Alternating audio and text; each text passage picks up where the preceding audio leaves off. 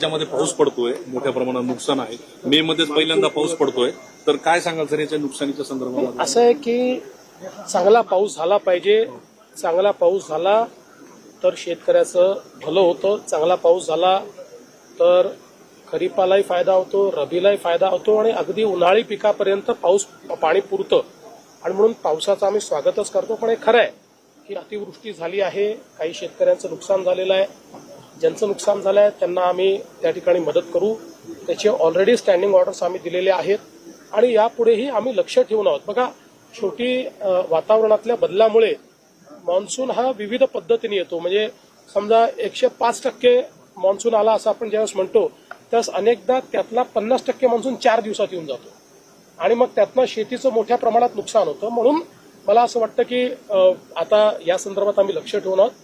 पुढे भविष्यातही काही अशा प्रकारचे अवकाळी आली, काही अतिवृष्टी झाली तर आम्ही मदत करू.